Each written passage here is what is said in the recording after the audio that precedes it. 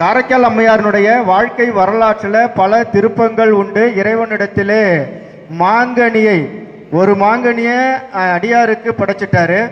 கணவன் உணவருந்த வர்றான், இன்னொரு மாங்கனியை வைக்கிறாரு. கணவன் இது மிகுந்த சுவையாக இருக்கிறது, இன்னொரு மாங்கனியும் கொடுன்னு கேட்கின்ற பொழுது இறைவன் அம்மையாருக்கு ஒரு மாங்கனியை கொடுக்கிறார். இப்ப பதிகம் பாடியோ, பதிகத்தை பாடி அவர் மாங்கனியை பெறவில்லை. அம்மையாரனுடைய பக்திக்காக இறைவன் அந்த மாங்கனியை அந்த இடத்துல கொடுக்கிறார். அந்த நிமிடத்திலேயே, அந்த கனப்பொழுதிலேயே அம்மையாருக்கு இறைவனுடைய திருவருள் கிடைத்து விட்டது. அதுவரையிலும் பார்த்தோம்னா அம்மையாருடைய பக்திக்காக இப்படி செய்தார்.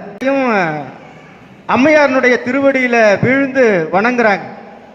ஏற்கனவே பக்திங்கிறது அம்மையாருக்கு மாங்கனி கொடுத்த உடனே கிடைத்து விட்டது, இறைவனுடைய திருவருள்.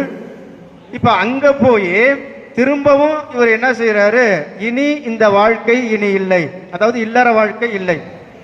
அப்ப இதுவரையிலும் இறைவனிடத்திலும் பக்தி செலுத்தியிருந்தார். இல்லற பக்தியும் உண்டு, பதிபக்தி, பசுபக்தி, இறை பக்தி. இப்படி பக்தி என்பது எல்லா இடத்திலும் இருக்கிறது. அதற்கு அடித்தளமாக அந்த அன்பு என்பது இருக்கின்றது. ஆனாலும் இந்த இடத்துல பார்க்கும் பொழுது அங்க அம்மையார் அந்த பேயுருவம் வேண்டி பெறுகின்ற பொழுது பதிகம் பாடுகின்றார். அப்ப அந்த பதிகத்தினுடைய சிறப்பு மேலோங்கி நிற்கிறது.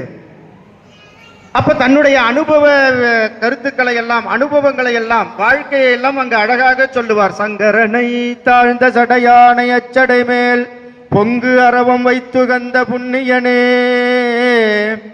பக்தியினுடைய வெளிப்பாடு பதிகமாக அமைகின்றது.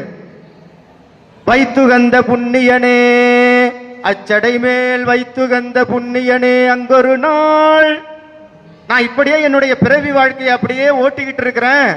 இரண்டாவது பாடல்ல சொன்னது போல, இடர்களையாரேனும் எமக்கு இறங்காரேனும், நீ எனக்கு இரக்கம் படாட்டினாலும் பரவாயில்ல, என்னுடைய துன்பத்தை நீக்காவிட்டாலும் பரவாயில்ல, நான் பக்தியோடு உன்னை நினைந்திருக்கிறேன் என்று சொல்லுகிறார்.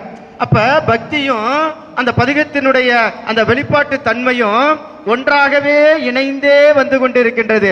பக்தியை பற்றி நாம தனித்தனியாக பார்த்தால் எத்தனையோ அடியார் பெருமக்களினுடைய பக்தியை எல்லாம் நாம பார்த்தோம். மேடமும் சுட்டி காமிச்சாங்க, இந்த அணியினரும் மிக சிறப்பாக சுட்டி காமிச்சாங்க. ஆனா அம்மையார் இடத்துல இந்த முடிவுக்கு வருகின்ற பொழுது நம்ம பார்த்தோம்னா அம்மையார் பக்தியும் செய்திருக்கிறார், பதிகமும் எழுதியிருக்கிறார்.